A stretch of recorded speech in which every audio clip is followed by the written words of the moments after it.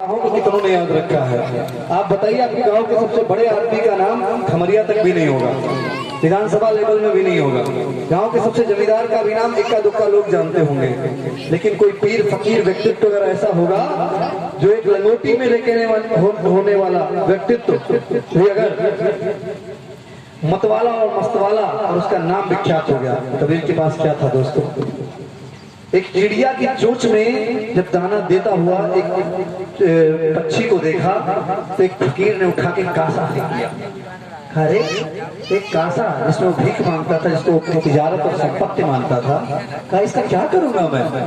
अरे वो देने वाला ऊपर वाला तो उसकी चोंच में दे रहा है तो मेरे को भी देगा। मैं बात करता हूँ, इस्लाम धर्म को मानने वाले लोग भी यहाँ बैठे होंगे। हजरत मोहम्मद साहब की एक छोटी सी बात याद आती है। एक बार की बात है, हजरत मोहम्मद साहब अस्वस्थ थे, उनका जो शारीरिक स्वास्थ्य था वो ठीक नहीं था। आसाम देश से वो व्यापार करते थे, रुई का व्यापार था, और खदीजा उनकी पहली पत्नी थी।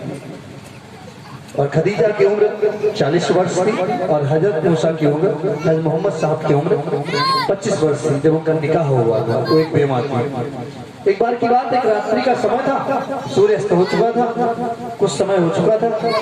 हजरत मोहम्मद साहब अपनी चारपाई पे विश्राम कर रहे थे। उन्होंने बुलाया, कहा बेगम खदीजा, क्या जो दिनार मैं कमा के लाया था, खर्च के बाद जो बचे थे वो तुमने जाके अतीम में बांट दिए। अतीम मतलब जिनके पास में कोई नहीं है, जिसको लोग अनाथ कहते हैं, उसको अतीम कहते हैं। अतीम लोगों में, गरीबों में बांट दिए क्या?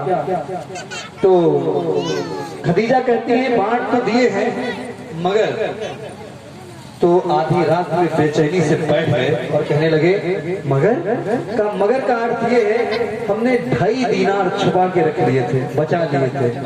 तो बिलखने लगे और रोने लगे और कहने लगे, अरे खदीजा तूने वो 2.5 दीनार क्यों बचा लिए थे? कहा 2.5 दीनार हमने इसलिए बचा लिए थे, आप अस्वस्थ हैं, शायद कल व्यापार के लिए ना जा पाए तो भोजन का इंतजाम कैसे होगा। तो उठे और चारपाई से चादर को नीचे फेंकते हुए उन्होंने एक बात कही, जो बात हम लोगों के अंदर बैठती नहीं, सुनते तो बहुत बार है। अरे खदीजा तुझे पता नहीं है, वो अल्लाह जो कल का सूरज लाएगा ना, तो सूरज लाने का इंतजाम बाद में करेगा, पहले भोजन का इंतजाम करेगा। हमें ईश्वर पे भरोसा नहीं है, हमें उस परम सत्ता पे भरोसा नहीं है, हमें उसे असफल मखलूकात जो हमारी सबसे अच्छी मखलूकात बनाई उस पे भरोसा नहीं है, हमें बौद्ध की उन शक्तियों में भरोसा नहीं है। बौद्ध क्या कहते थे? बुद्धं शरणं गच्छामि, धम्मं शरणं गच्छामि, संघं शरणं गच्छामि। सत्य के मार्ग पर चलने की बात करते थे। जो सत्य चलने वाला व्यक्तित्व है वो बौद्ध को मानता है।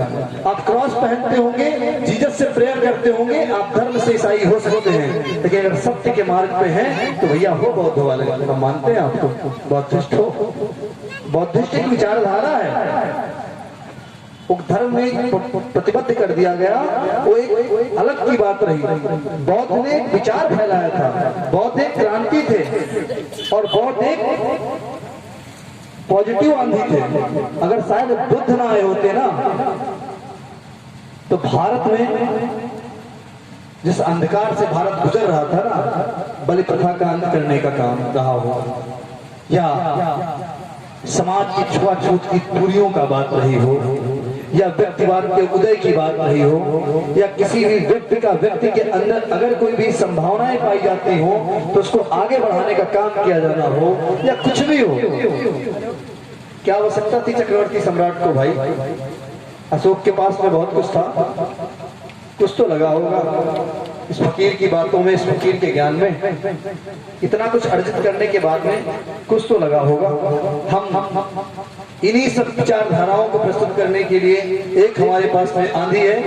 भैया सुभाष चौहान जी से निवेदन करेंगे, जहां पर हमारी उनके कानों तक आवाज पहुंच रही होगी। भैया सुभाष चौहान जी, इनके दिलों में एक क्रांति की आंधी है, उस आंधी को मैं मोड़ने के लिए बस उनको बुलाना चाहूंगा। मित्रों, तुम्हारी जरूरत है इस समाज को, बस फर्क इतना है व्यक्तिगत तक सीमित ना रहो, जातिगत तक सीमित ना रहो, और समाज की प्रतिष्ठा को बरकरार रखते हुए।